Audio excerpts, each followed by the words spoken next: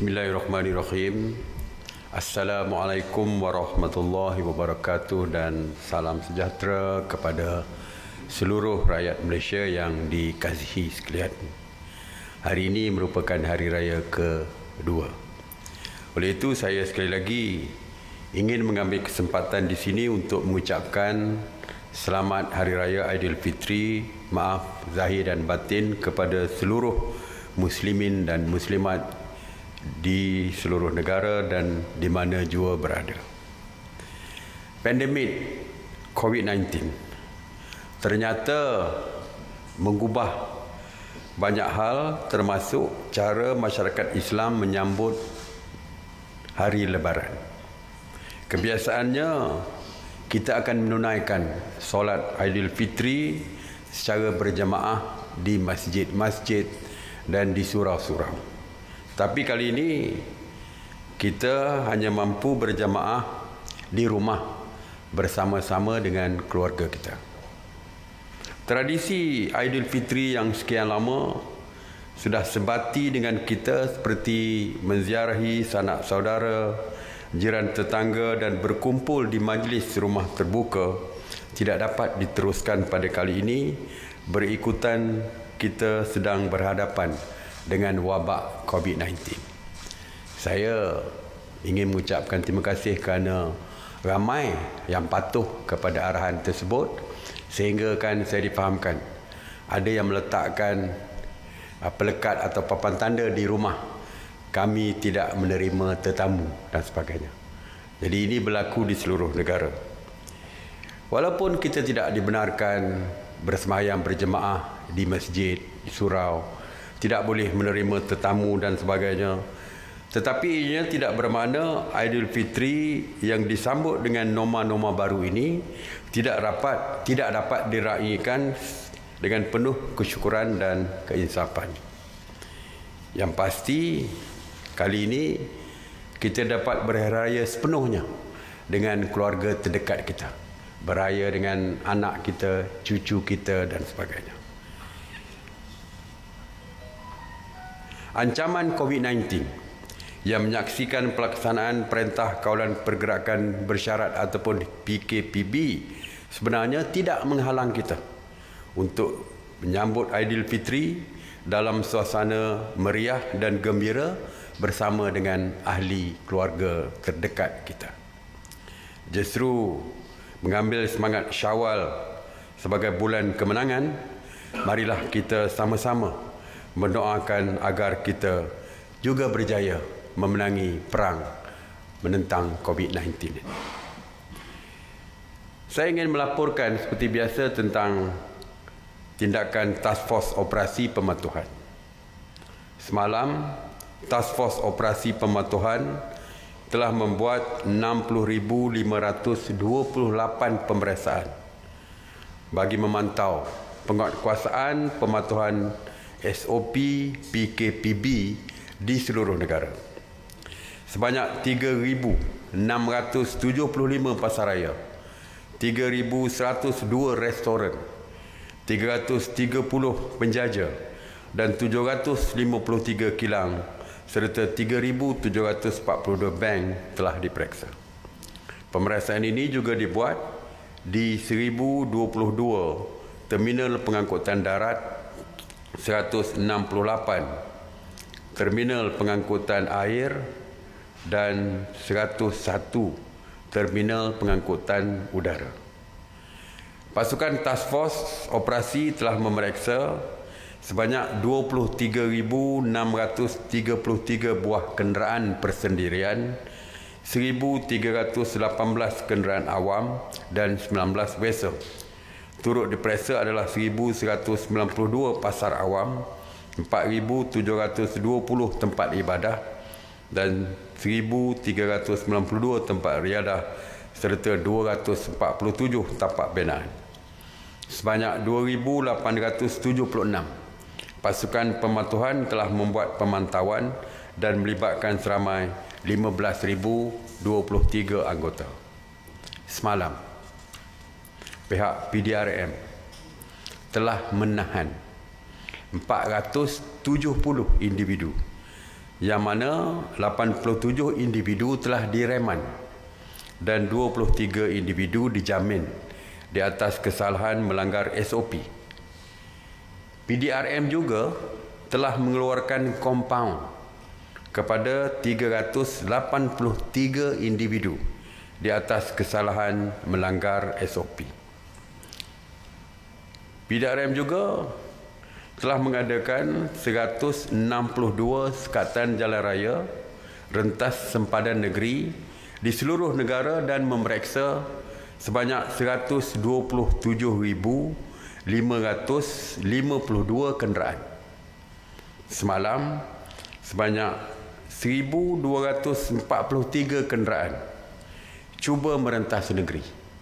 Atas alasan yang sama, nak balik ke kampung dan telah diarahkan berpatah balik oleh pihak PDRM walaupun dan dibandingkan lebih banyak dengan hari sebelumnya, iaitu 1,158. Negeri yang mencatatkan cubaan rentas negeri untuk pulang ke kampung yang tertinggi adalah Selangor 685, Negeri Sembilan 133 dan Pahang 72. Seperti saya katakan bahawa PDRM pastinya akan mengambil tindakan yang keras terhadap mereka yang cuba merentasi negeri tanpa kebenaran, termasuklah mengenakan kompaun.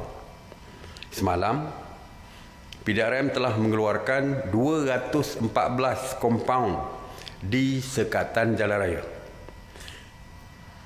Dan PDRM juga telah mengeluarkan 14 kompaun terhadap mereka yang dikesan merentasi negeri dan berada di kampung halaman masing-masing. Jadi saya ramai yang tak percaya apabila saya katakan bahawa di musim raya pun polis akan terus bekerja membuat pemantauan.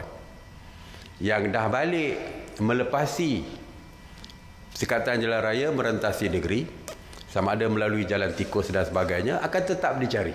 Dan ini terbukti semalam 14 kompaun telah diberikan kepada mereka yang merentasi negeri dan mereka sewaktu itu berada di kampung masing-masing. Jadi kalau saya kata perkara ini serius, ramai yang mengambil ringan, perkara ini sudah pun berlaku. Dan 470 individu yang disaman tersebut, yang telah pun direman dan juga 23 individu dijamin dan 383 telah pun dikompaun. Mereka itu bukan dikompaun di jalan raya, tetapi mungkin sewaktu pemantauan pihak polis di kawasan perumahan, di kampung dan sebagainya, terdapat individu yang melanggar SOP dan telah pun diambil tindakan oleh pihak polis. Sanitasi awam juga telah dilaksanakan pada 30 Mac 2020 daripada sejak awal 30 Mac pihak PKT telah melakukan 7,050 operasi sanitasi yang merangkumi 174 zon termasuk di 78 zon merah dan kuning. Sebanyak 10,675 premis telah disanitasi yang terdiri daripada 2,615 pusat perniagaan, 3,855 bangunan kerajaan, 1,578 kawasan perumahan termasuk PPR, 2,278 tempat awam dan 349 pasar raya. Semalam 24 Mei, hari raya. Hari raya pertama betul? 24 Mei semalam.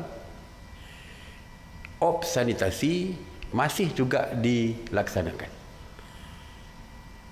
5 operasi sanitasi dilaksanakan meliputi 4 zon di 2 buah negeri, iaitu 4 operasi di Sabah dan 1 operasi di Sarawak. Maknanya petugas Barisan Harapan bukan saja pihak polis yang terus mengadakan pemantauan, termasuk juga di hospital. Mereka tidak tidur, mereka terus bekerja, malah pasukan bomba penyelamat dan juga PBT terus mengadakan menjalankan tugas mereka untuk sanitasi awam dan sebagainya. Jadi kita ucapkan jutaan terima kasih kepada semua barisan hadapan ini ataupun frontliners ini, termasuklah yang lain-lain yang tak saya sebutkan, APM, ATM, rela dan semua yang terlibat menjalankan tugas waktu hari raya pertama dan sebelum-sebelumnya. Mengenai pusat kuarantin, sehingga jam 8 pagi 25 Mei pagi ini, sebanyak 270 pusat kuarantin telah beroperasi berbanding 271 pada hari sebelumnya, yang mana 13,997 individu sedang menjalani proses kuarantin wajib.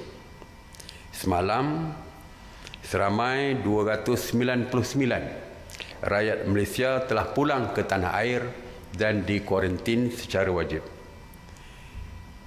Sejak daripada 3 April 2020, seramai 40,716 rakyat Malaysia yang pulang dari luar negara telah pun dikuarantin secara wajib, dan sehingga hari ini seramai 33,092 individu telah selesai menjalani tempoh kuarantin wajib dan dibenarkan pulang. Seperti yang saya tegaskan baru-baru ini, bahawa rakyat kita yang ingin pulang perlu menandatangani surat aku janji dan indemnity, iaitu letter of undertaking, bagi sebelum mereka pulang ke tanah air. Ini supaya mereka boleh memberikan aku janji untuk membayar charges ataupun hotel yang mereka perlu, bayaran hotel yang perlu mereka bayar separuh daripada RM150, iaitu RM75, dan RM75 dibayar oleh kerajaan. Ramai yang bertanya, ramai yang membuat surat rayuan dan sebagainya, kerana mereka menganggap mereka perlu travel ataupun melakukan perjalanan untuk pergi ke pejabat-pejabat kedutaan kita. Sebenarnya tidak betul, kerana setiap permohonan perlu menghantar dokumen yang berkaitan bersama-sama dengan LOU itu melalui, boleh dimuat turun daripada laman sesawang kementerian yang berkaitan. Jadi mereka tak perlu pergi sendiri. Mereka hanya perlu mengisi borang melalui online. Dan letter of undertaking tersebut boleh dimuat turun bermula hari ini di laman sesawang Kementerian Luar Negeri dan juga Agensi Pengurusan Bencana Negara. Dan LOU yang lengkap perlu di-email ke perwakilan Malaysia selewat-lewatnya 3 hari sebelum mereka berlepas pulang ke tanah air. 4 lagi agensi yang akan memuat naik LOU ataupun letter of undertaking tersebut dalam portal masing-masing dalam masa yang terdekat, iaitu Kementerian Kesihatan Malaysia, Kementerian Pelancongan Seni dan Budaya, Kementerian Pengangkutan Malaysia dan Jabatan Immigration Malaysia. Jadi banyak laman sesawang yang mereka boleh muat turun untuk mendapatkan letter of undertaking dan sebagainya, dan mereka boleh menghantar semula untuk permohonan untuk pulang ke tanah air. Salah satu sebab lagi yang kita perlu, yang mereka rakyat kita perlu melaporkan kepada kedutaan kita di luar negara sebelum pulang ke tanah air, supaya kita boleh menguruskan mereka untuk pulang dan ditempatkan mereka di pusat-pusat kuarantin selama 14 hari yang kita wajibkan terhadap mereka. Dan kita perlu tahu berapa jumlah pulang supaya kita boleh manage kepulangan mereka dan supaya pusat kuarantin itu mampu untuk menampung kepulangan mereka. Ada sebuah negeri baru-baru ini, seperti kita tahu, terpaksa menghentikan penghantaran pulang pelajar ke negeri mereka dihentikan kerana pusat kuarantin mereka telah pun penuh. Dan kita tak mahu perkara ini berlaku bagi rakyat kita yang pulang daripada luar negara. Even Singapura pun, rakyat kita di Singapura bila nak pulang, kita minta mendaftarkan di pejabat Pesuruhjaya tinggi kita di Singapura, dan kita hadkan seramai 400 orang saja supaya kita boleh menguruskan tempat kuarantin mereka apabila mereka sampai ke tanah air. Jadi inilah tujuan, salah satu tujuan yang kita lakukan. Dan yang keduanya, supaya mereka tidak terkejut nanti apabila sampai ke hotel pusat kuarantin, mereka diminta untuk membayar separuh daripada barannya. Jika mereka tak tahu, mungkin ini boleh menyukarkan mereka kalau tidak, mereka tidak bersedia dari segi keuangan dan sebagainya. Mengenai depo immigration, seperti yang kita tahu bahawa terdapat COVID positif yang agak meningkat di kalangan tahanan parti di depo immigration, iaitu di 3 depo, iaitu depo immigration Bukit Jalil, depo immigration Semenyih, dan depo immigration KLIA atau SPAM. Dan mereka yang didapati positif di 3 depo ini akan dihantarkan ke pusat kuarantin dan rawatan COVID-19 di MAIPS Serdang ataupun Taman Expo Pertanian Malaysia Serdang. Jadi kita akan hantarkan mereka. Dan MAIPS ini akan dijadikan sebagai pusat kuarantin khusus untuk parti pendatang tanpa izin yang daripada depo yang didapati positif COVID. Positif. Jadi kita asingkan mereka daripada rakan-rakan mereka yang lain daripada depo tersebut. Ini untuk memastikan supaya tidak merebak, menular COVID-19 di kalangan tahanan parti, tahanan depo yang lain, tahanan di dalam depo yang lain. Dan saya nak maklumkan, mungkin rakyat di luar sana agak bimbang bila mendengar peningkatan yang agak tinggi di kalangan parti tadi yang berada di depo. Rakyat tidak perlu bimbang kerana mereka sudah pun terkurung di dalam kawasan depo tersebut. Jadi peluang untuk merebakkan, menularnya COVID-19 di luar adalah almost tidak ada, kerana semuanya di dalam tersebut kita buat saringan kepada semua parti tersebut, termasuk pegawai dan sebagainya yang didapati positif, terus dihantar ke MAIPS. Saya baru pulang daripada MAIPS mengadakan tinjauan dan sebagainya. Kawat-kawat besi telah pun mula dipasang untuk mengelilingi MAIPS itu untuk mengelakkan adanya parti yang melarikan diri. Tentera, polis, pejabat daripada Jabatan Immigration sedang berada di MAIPS bagi mengawal mereka. Dan begitu juga dengan barisan hadapan lain terdiri daripada doktor, jururawat dan sebagainya berada di MAIPS untuk mengawal parti yang dipindahkan daripada depo mereka pindahkan ke MAIPS tersebut. Jadi kepada rakyat bertenang, jangan nanti bila diumumkan oleh DG Kesihatan tiba-tiba menunjukkan hari ini meningkat lebih tinggi daripada semalam. Sebagai contoh, saya pun tak tahu, DG belum umumkan lagi pukul 5. Kalau diumumkan, sebenarnya yang tinggi itu bukan daripada rakyat Malaysia di luar sana, tetapi adalah daripada parti yang telah pun kita kuarantin sebelum ini di dalam, yang telah pun kita kurung mereka di dalam depo tahanan masing-masing. Okey, itu saja. Terima kasih sekali lagi.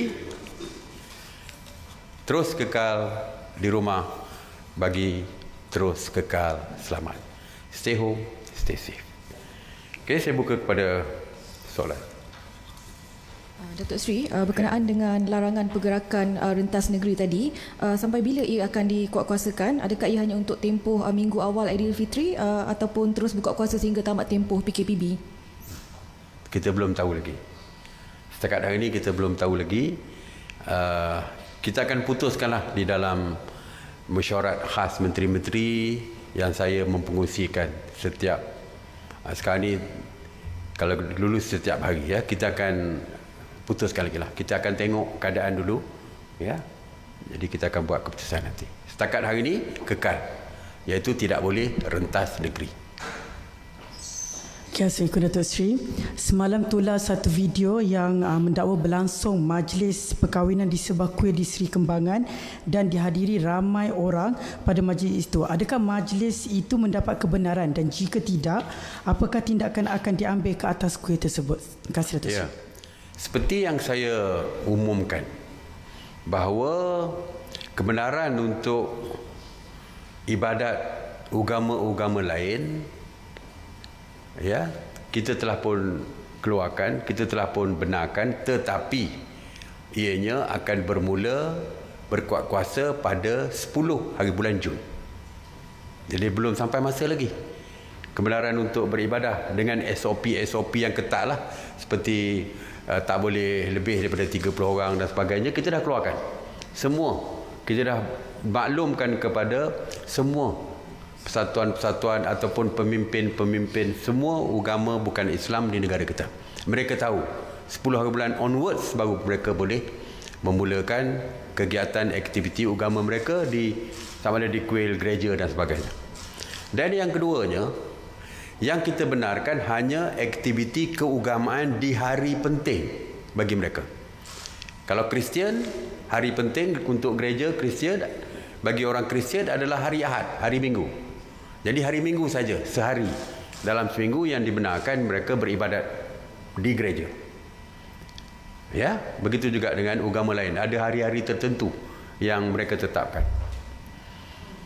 Dan yang ketiganya, kita hanya memberikan kebenaran beribadat, tetapi tidak membenarkan lagi. Ya, walaupun sampai 10 hari bulan Jun tu masih belum dibenarkan lagi untuk upacara perkahwinan di rumah ibadat mereka. Tidak boleh upacara kematian misalnya diadakan di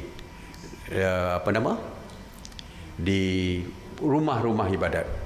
Untuk pengkebumian mereka boleh buat pengkebumian di tanah perkuburan dengan jumlah yang hadir tidak boleh melebihi 20 orang. Kita dah tetap. Yang ini melanggar keputusan yang dibuat oleh mesyuarat khas menteri-menteri yang mana telah pun dipersetujui oleh Kementerian Perpaduan bersama dengan pemimpin-pemimpin agama. Diorang dah buat keputusan bersama. Kita bawa, kita endorse. Itu saja. Jadi apa yang berlaku ini adalah melanggar undang-undang dan saya difahamkan pihak polis sedang mengambil tindakan kepada penganjur ini, termasuklah kepada mereka yang menghadiri majlis perkahwinan tersebut. Okey.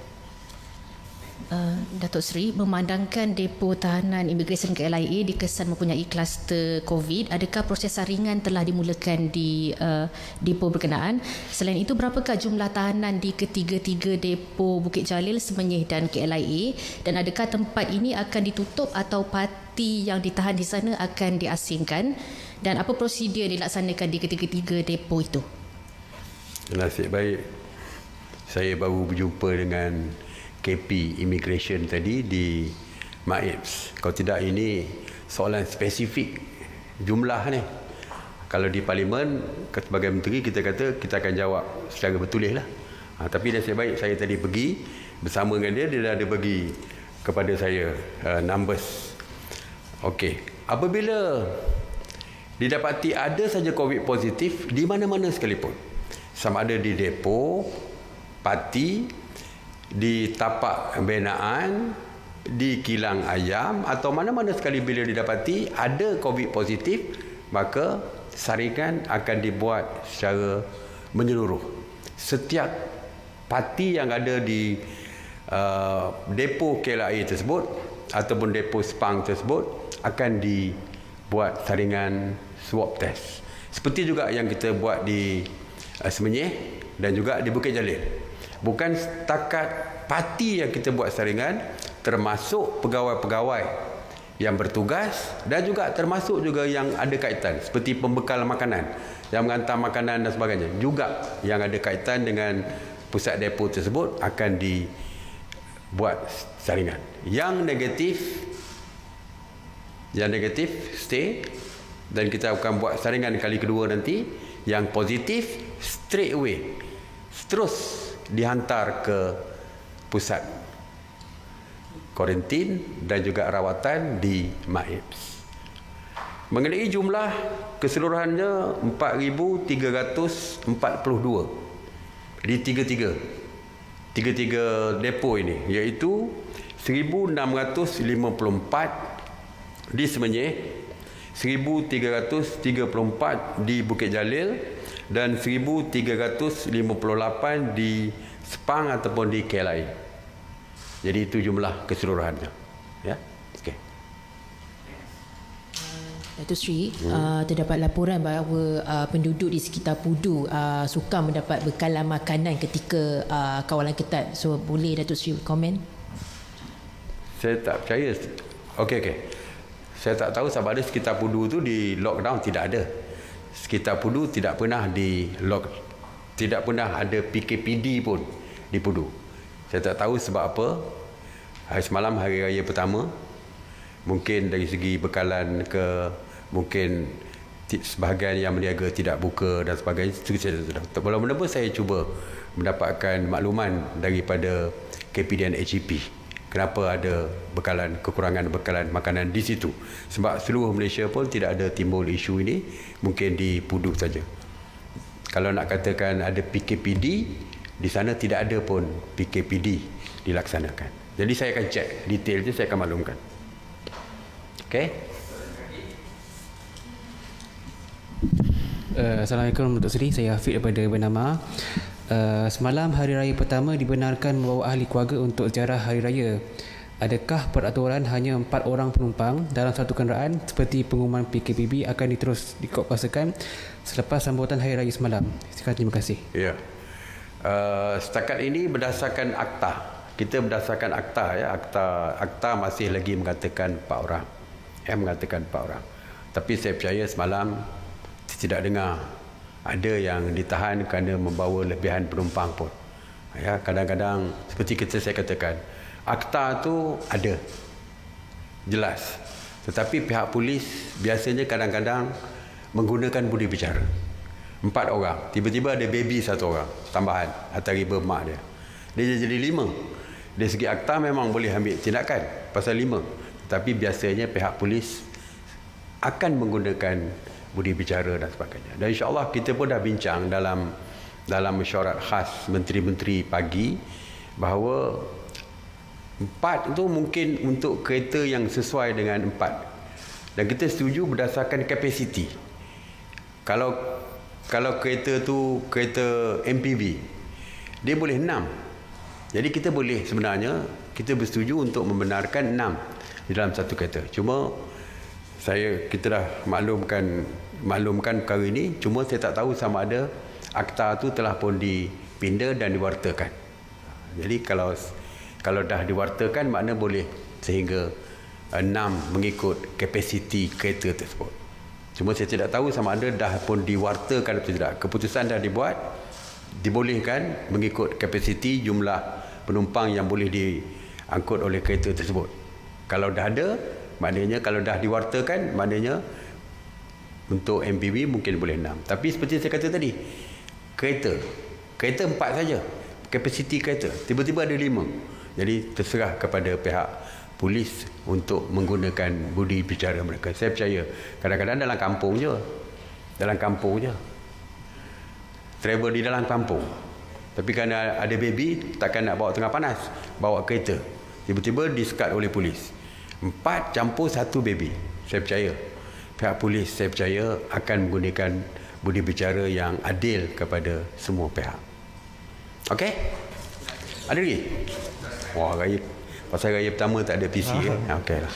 Datuk Seri, kita tahu MAEPS ada lebih kurang 600 kapasiti katil. Tadi Datuk Seri cakap MAEPS akan jadikan khusus untuk parti kuarantin kan. Jadi adakah ini bermaksud, nak minta penjelasan Datuk Seri, adakah bermaksud orang lokal tak akan dikuarantin lagi di MAEPS? Tidak. Lokal, hari ni last kita dah pindahkan mereka ke hospital di Sungai Buloh. Di Sungai Buloh. Dan di situ kita letakkan parti saja. Kita tidak mahu ada bercampur antara locals dengan rakyat kita dengan parti. Jadi biar MAEPS tu untuk parti saja. Sebab itulah kita letakkan kawat berduri dan sebagainya. Kalau rakyat kita tak pernah kita letakkan kawat berduri pasal mereka tidak lari. Yang kes yang lari ni adalah mereka yang tidak ada dokumen perjalanan ni. Parti ni, itu yang mereka ambil kesempatan untuk lari dan sebagainya. Jadi oleh itu, oleh kerana kita dah letak kawat berduri dan sebagainya untuk menghalang mereka daripada lari, kerana kalau lari susah nak kesan mereka sebab mereka tidak ada dokumen. Kalau rakyat Malaysia, kita ada IC mereka, alamat rumah mereka, kita boleh cari mereka, pergi ke rumah, jumpa isteri mereka di mana, dan akhirnya kita dapat tangkap. Tapi kalau parti mereka memang tidak ada dokumen, tidak boleh nak daftar atas nama siapa, di mana mereka berada, apa alamat rumah mereka, siapa saudara-mara terdekat mereka, jadi tak boleh. Sebab itu kita terpaksa letakkan kawat berduri mengelilingi MAEPS.